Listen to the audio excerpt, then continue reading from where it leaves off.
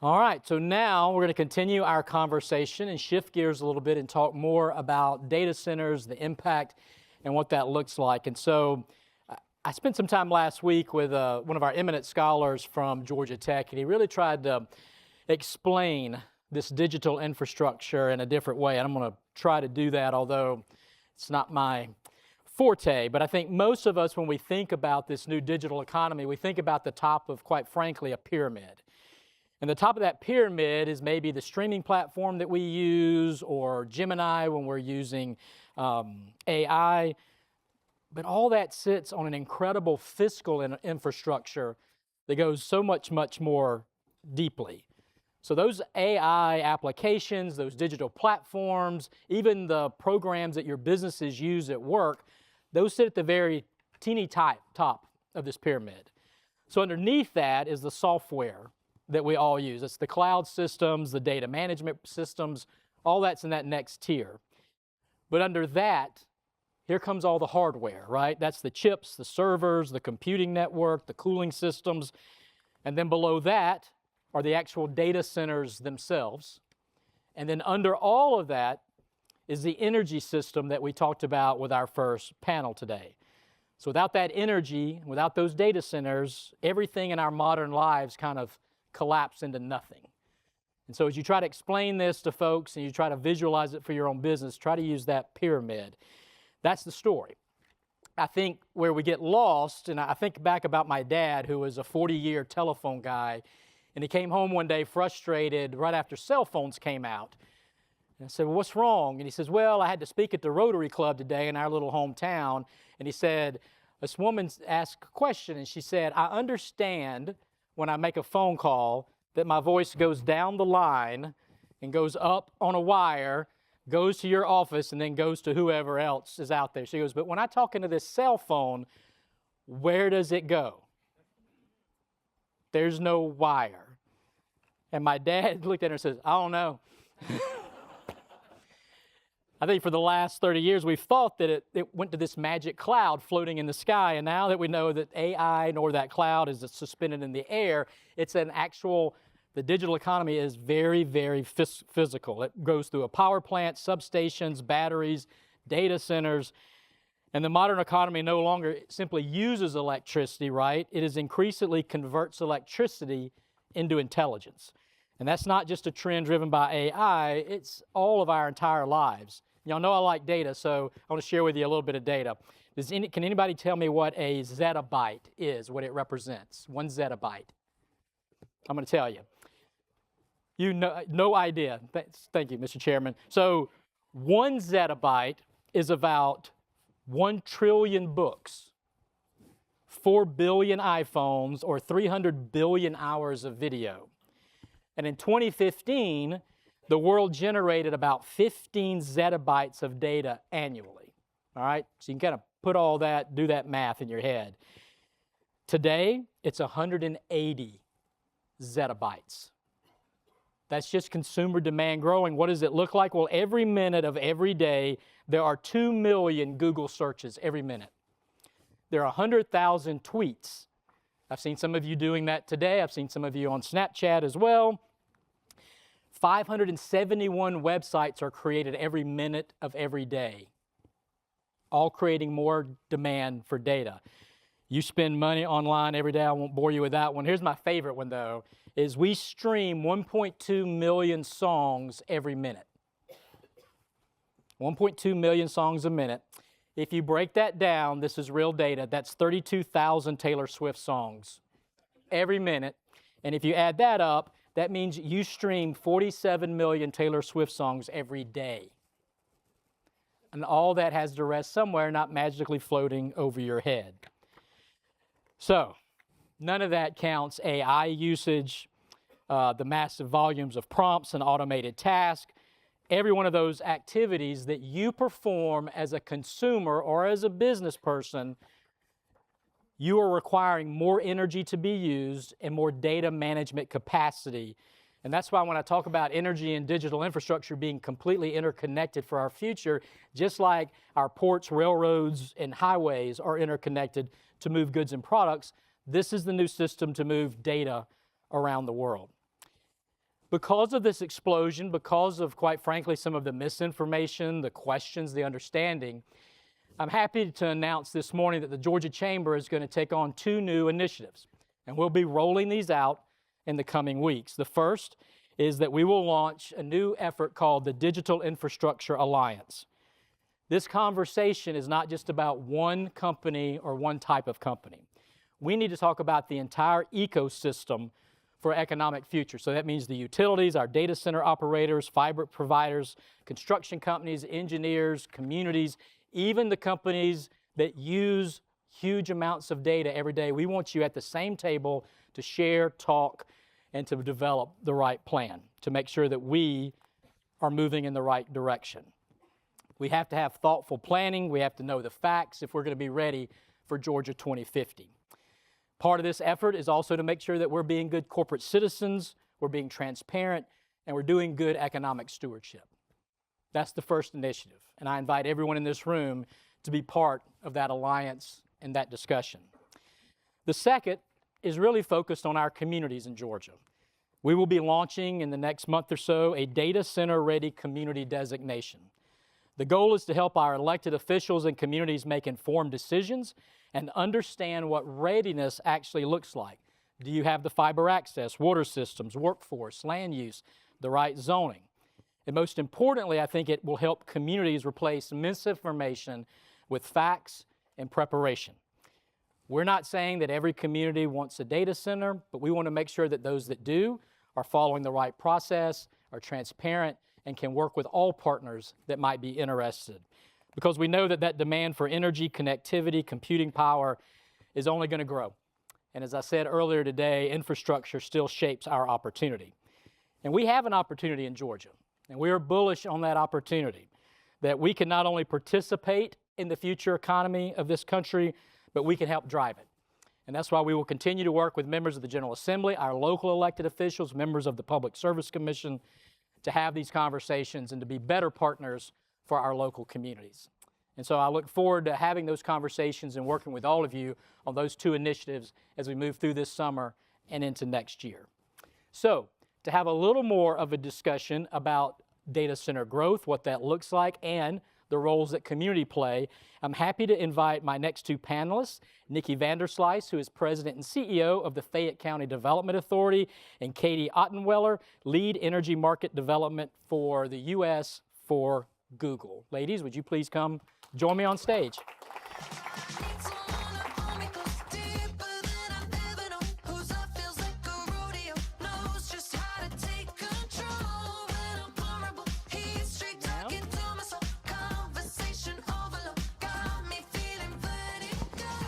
This is my own personal DJ who follows me everywhere and picks it. She's available for all of you. So, ladies, thank y'all for being with us today. I appreciate it. I want to jump right into this. Katie, we've talked a lot about what's propelling this explosion of data centers, not just in Georgia, but quite frankly, I looked at the map this morning of the projected ones across the country. From your perspective at Google, talk to us a little bit about what that growth and what's the story behind it.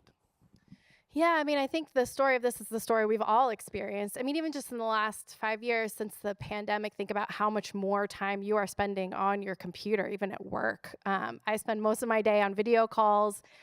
That goes to a data center, right? And I think one of the cool things that we don't talk about as much is a lot of these connected devices. So the average American household has 21 connected devices now. And so, you know, we think about cell phones and we think about computers, but, you know, now it's doorbells and it's smart thermostats. And these things, I think for Google, we feel so passionate about the benefits that this technology can bring to people's lives, real people's lives. I think Nest thermostats are a great example of that, where there's $14 billion in savings that households have seen since 2011 because Nest thermostats are there. So these are technologies and they do, you know, rely on data center capacity, but they also have real benefits to households all across America. And so figuring out a way to continue to provide more of those products to Americans is something that, you know, we feel really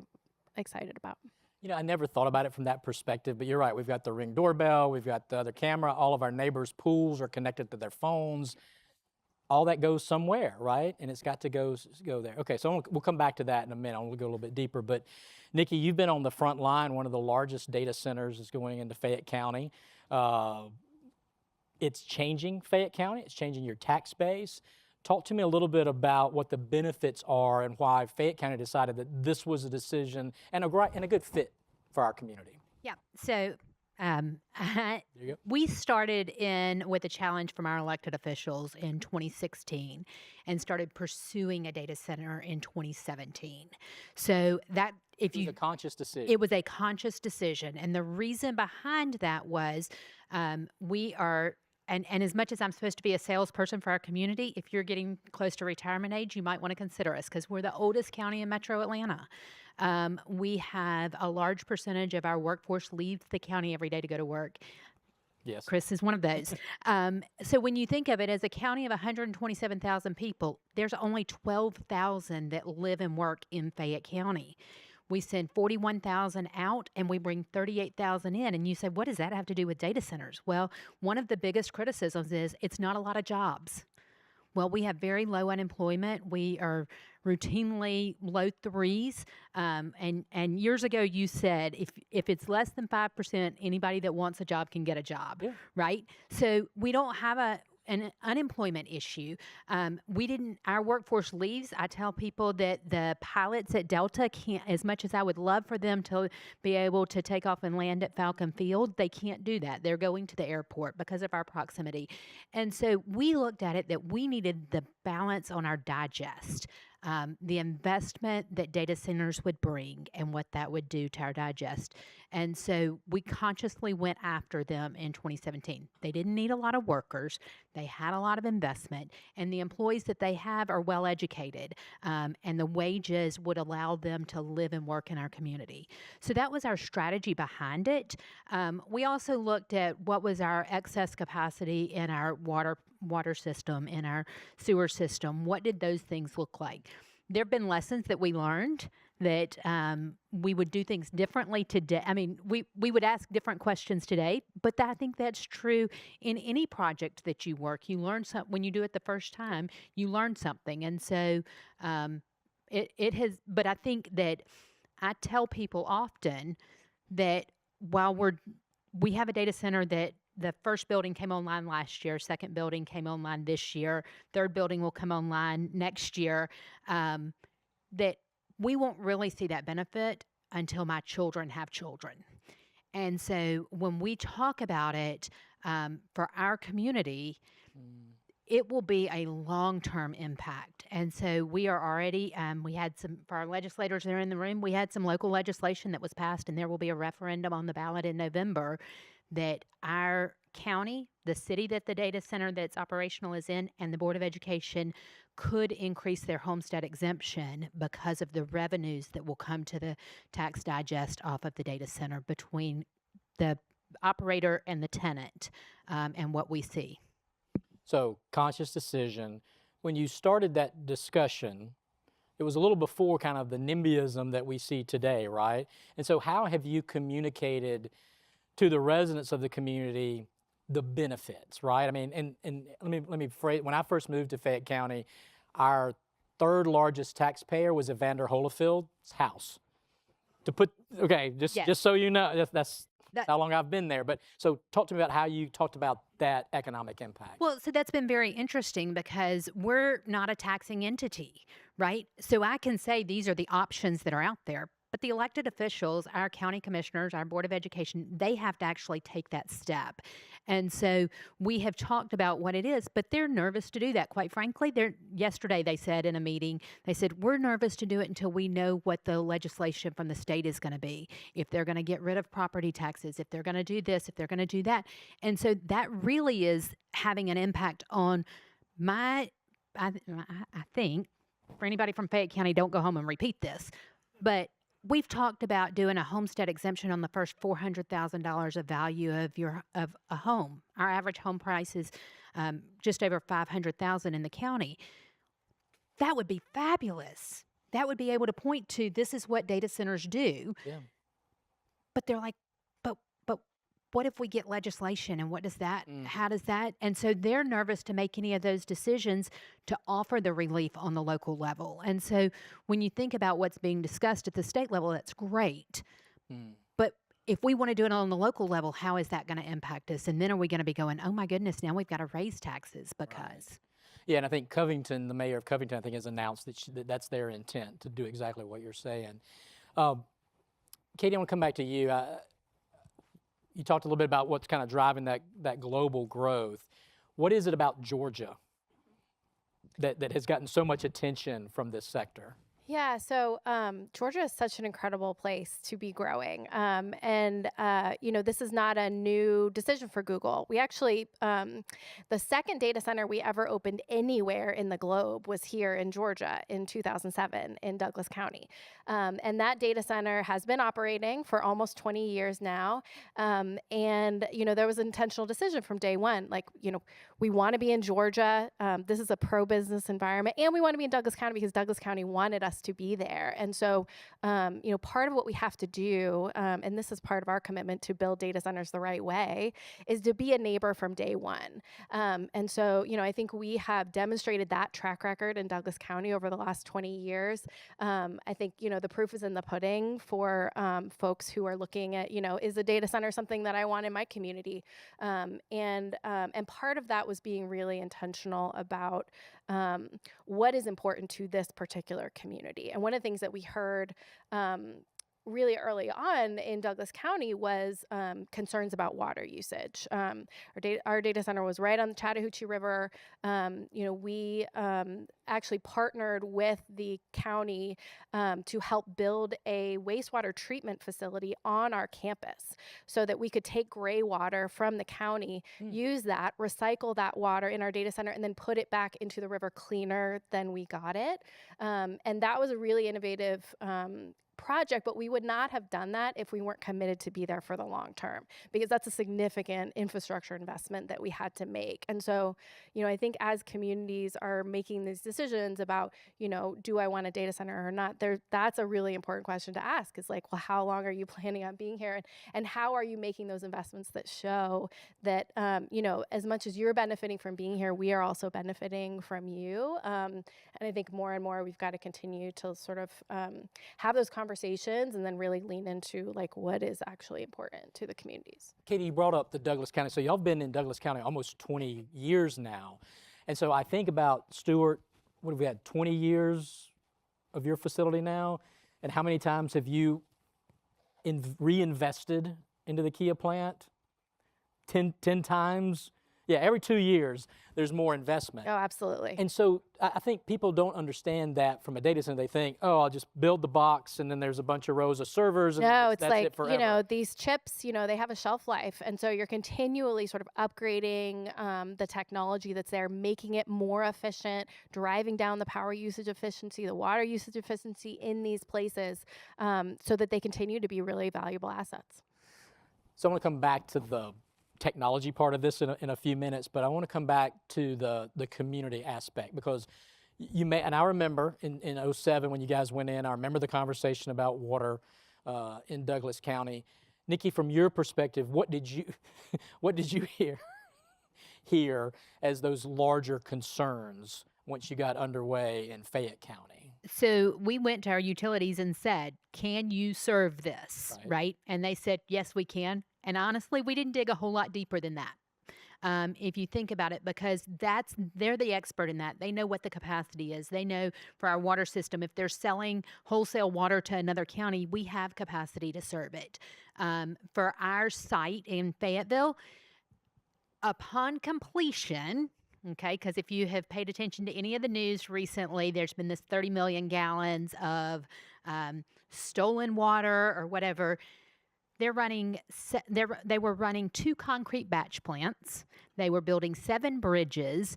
They washed every truck that came onto or off of the premises, and they did dust mitigation. And it's like, okay, so we looked at that, and then we looked at, we've talked about the sewer usage, because whatever you use in water, you pay for in sewer, whether you use it or not. Mm-hmm. And our city sewer said, No, it's flat, flat, flat. They tell us they're going to do a flush and fill. It goes up. It's up for a couple of days, and it comes back down, and it's flat, flat, flat.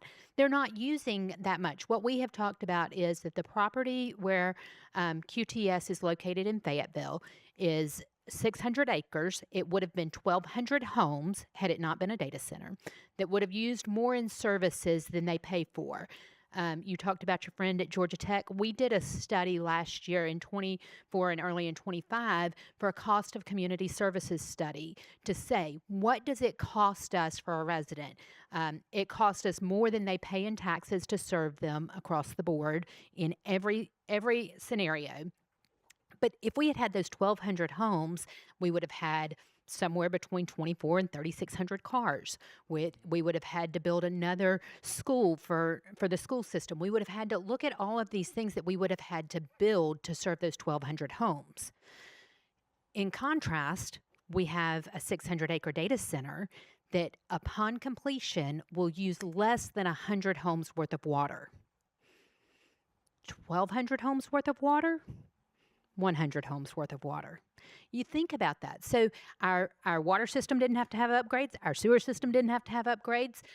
We've learned some lessons about transmission lines, but those are the lessons that you learn. And you say, okay, well, when I look at it for the whole of the county, I'm sorry for the 200 parcels that were impacted or whatever the number was. But I'm looking at it for a county of 127,000. And if all of a sudden in 3 years our county commissioners are able to do a homestead exemption on the first 400,000 of value of a home, that has a significant impact. We talk about affordability in the state a lot. If you're not paying local property taxes for your school system and your county commissioners your board of commissioners and your city services, you got a lot more to go to the grocery store with. Right. Yeah, I keep making that point around the state. You want to talk about affordability, but then you don't want economic development. But if you can, the best way to lower your taxes is to bring in more taxpayers to broaden the base. So, and the study is on our website if y'all want to check it out. And I don't want to quote the numbers because I'm sure I'm going to give it to you wrong, but I think that... I just make them up all the time anyways. Okay, I think it's like for an industrial property in the city of Fayetteville, they use... I'm going to say 55 cents. I think it's 28 cents, but I'm going to say 55 cents for every dollar that they pay. Okay?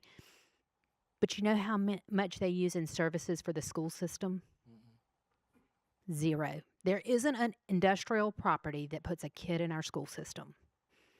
And so that this year, our school system will get about $38 million increase in taxes, is our best estimate for 2026 off of 2 buildings at a data center. They're able to do 4% raises for all of the employees at the school system. And so you start seeing those are things. And you asked us a minute ago, but I want to remind you that the announcement happened in 2022. It takes time for it to be built and for it to be operational and for it to enter the digest. So there's a long process. Economic development is a long-term planned process, and we've been in this since 17 trying to get to the point. I think 28 will be the year that we really start to see those benefits come in on the financial side. Mm-hmm. I have a friend who has a son that wrote at Christmas that he got to buy Christmas for his family for the first time without having to worry about a budget because he's employed at the data center. They're paying wages, there's opportunity, and so as that starts to ripple through our community, I'm excited about it. People are really not happy right now. We got the bananas, we got the NIMBYs, we got the whatever else there is out there. They're all showing up.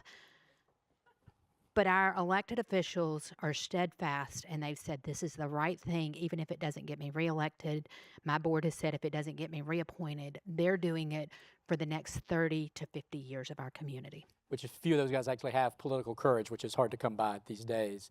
Katie, what, maybe not just from Google's standpoint, but from the data center standpoint in general, what other types of concerns are you hearing about that are maybe misguided out there?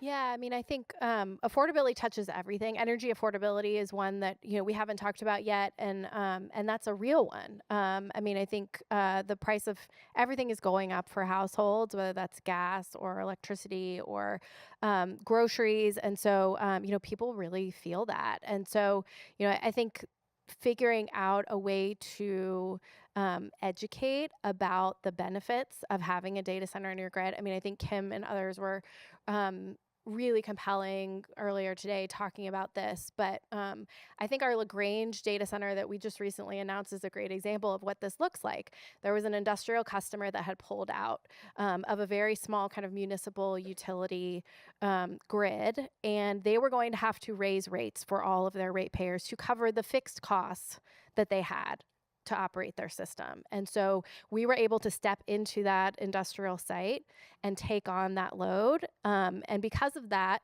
rates are going to be lower for all of their ratepayers. So in addition to that, we're able to come in as a community partner and fund specific energy affordability priorities that the community has. So, one of the things that we announced was $1 million partnership with Groundswell, which is a nonprofit that helps low-income households in LaGrange to weatherize their homes, to do upgrades, address things like leaky roofs, asbestos, mold, so that they can actually have energy efficiency improvements done to their homes. And so, those types of stories I think are so important to be able to demonstrate not only are we lowering rates for all ratepayers, but we're also able to really partner with great groups who are working in the community and deliver those benefits. And so, I think we've got to do a lot more of that education because, there are stories out there like the Squawk Box, video that we all saw that, sort of have this very simple math of like A plus B equals C and not a sophisticated understanding of like when you have industrial load on your grid, you actually, because they're buying so many kilowatt hours in those hours when, the electricity is very cheap to generate, we actually can lower rates for everyone. And so, but at this point, we've got to really show that tangibly. And I think our utility partners are leaning into that and figuring out ways to, actually like put line item on your bill. And here is the exact rate reduction that we're getting because of data centers. But I think having more of those proof points is going to be really important. Katie, I'm going to ask you to do a little Data Center 101 Sure. real quick. Yeah. Can you explain to all of us here the different types of data centers and kind of their size, and then maybe a little bit about exactly what Google's, Sure. where they fit into those? Yeah, and I think it's helpful. We talk about AI like it's this kind of monolithic thing that's happening in a vacuum. I think for Google, we are incorporating AI across all of our products that we're offering. And so, folks are familiar with Gmail and Google Maps and YouTube and all of those types of products. Then we also have cloud customers who are kind of enterprise customers. This could be a government entity or, small business, hospital, and they are relying on Google products to help meet their cloud needs and their AI needs. And so we are really incorporating AI across all of those. So, this morning when I used my Google Maps to come here, the little green leaf that y'all see that pops up that tells you the most fuel efficient route, that is an AI technology that we've been incorporating for years into that, and typically saves customers, 10 to 15% on your fuel usage if you sort of take the little like green leaf route that it suggests that you take.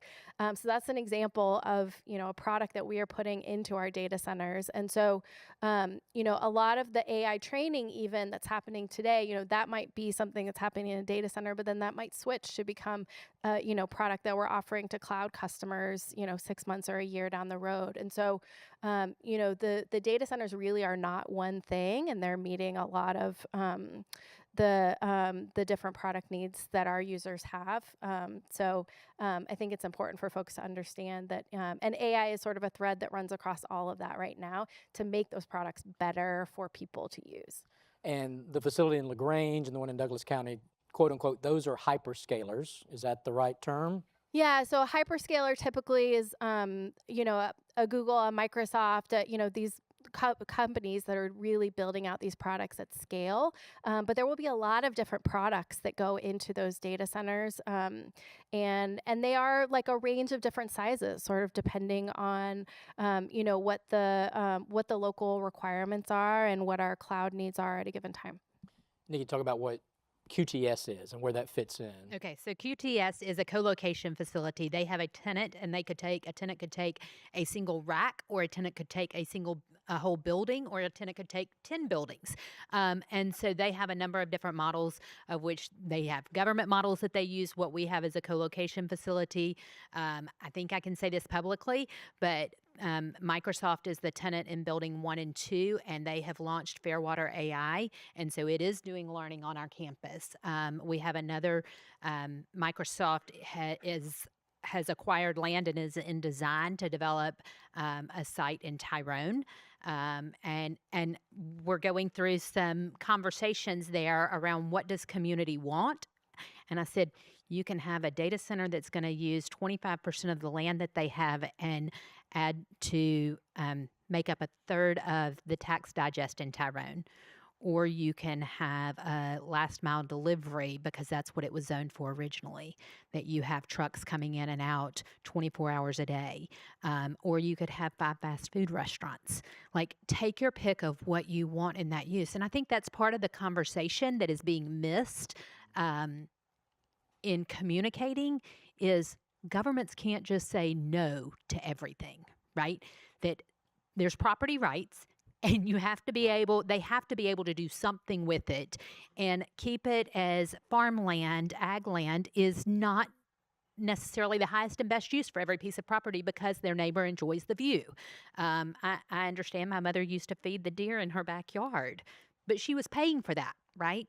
The person across the street that likes that view because it's been wooded for the last 30 years, they're not paying for it. And so government's hands are somewhat tied in that they have to, from a zoning standpoint, what they can legally do. And people ask me, they're like, okay, how do we stop this? Well, you should have stopped this in 2007 when you said you wanted it to be a business park. And this was the zoning this was what qualified. And so engaging a long time ago, I want to come back to something you asked about timing wise. We started this in 2007, and the loudest opponents in our community didn't move here until after it had already been purchased. So they want to be in close proximity to Trilith Studios and the vibe that's going on there, but they don't want anything else because now I'm here. And so we have to be very cautious in that long-term planning process from a community standpoint of what that looks like. I'm interested why you're chuckling over there. It just cracks me up that people want to move in next door to the airport and then complain about airplanes. Yes. Right? Yes. Or I love it. An old Fayette County guy told me years ago, he had a woman come into to his bank and said, "There's just too many people here." He goes, "Well, when did you move here?" She said, 2 years ago. He goes, "Well, I was born here. Should I have locked the gate before you moved here 2 years ago?" He says, "I did not get her business, but I felt good about it after what I said." We've only got a few minutes left, and I want to talk a little bit about the future here. And so, Katie, I get asked this question all the time by the media. How many more? What does the future look like? So from your perspective at Google, is this kind of the top of data center build out, or is this just the beginning, or what does it look like? Yeah, it's a great question. We get the question a lot, like, is this demand real? Like, are we actually going to see all of this growth happen? And, from Google's perspective, our demand is real. And we are increasing to see more demand for our products and services. And so, I think for the foreseeable future, we are going to be, trying to figure out, like, how do we do this in a responsible way? And I think doing data centers the right way in the right places is such a critical piece of that. One of the things that's interesting to me too, I was reading an article yesterday and they were talking about how unpopular the Apollo program was when America first decided, like, we're going to the moon. And you would, like, poll the average American and they were like, why are we doing this? We don't understand.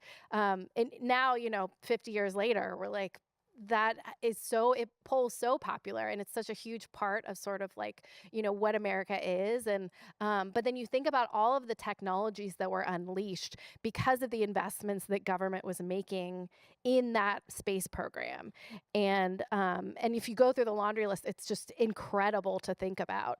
And a lot of the technologies that are now powering our digital economy really had their origins in investments that were made at that time. And so to me, like, thinking about what the future holds. So for Google, we have a very ambitious goal where we would be powering our data centers 24/7 on carbon-free energy.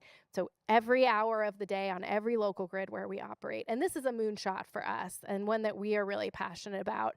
But what's exciting about it is we cannot do that with the technologies that we have today. So we have got to figure out how to commercialize new nuclear, how to commercialize geothermal power, how to do more wind and solar and long duration battery storage. There are things that, like, technologies that are not commercially available, that we have got to have to be able to accomplish that. And I think we feel really passionate about the catalytic power of this moment that we're in, where demand is not matched with supply, and the innovation that you're able to see in the energy sector because of that is something that we're really leaning into. And for us, that's very tangible. It's investing in first of a kind technologies. It's actually like, making those kind of bottom line investments in these catalytic new technologies because we know that they're able to power the reindustrialization of America for the next, generation going forward. So for us, it's an exciting moment. We realize that there are headwinds that we have to address, and we're really leaning into those. But I think the transformative power for our economy is something that we should all be really excited about. And Katie, you made the comment a couple times about becoming more efficient. And my Georgia Tech friend, which might get him in here next year for this event, he was talking about making the chips smaller, more efficient, right? And he was even saying that at some point, their work that they're doing is you could take all of Manhattan and shrink it 3D down on the size of a chip that you can only see through a microscope to make computing power so much more powerful. But the question then becomes is, the scale of the buildings that you're building at QTS, we're always going to need that much space. We might not need a row of servers. All that might be done on one chip, but we'll need another million of those chips, right? I mean, yeah, and I think, we are seeing with each new generation of chip that comes out, there are efficiencies compared to the previous generation. It also makes them more affordable, and so there's more demand from consumers because of it. And so we have not seen that translate into a reduced demand. We actually have seen it translate into an increased demand. I think that's the world that we're living in for the foreseeable future.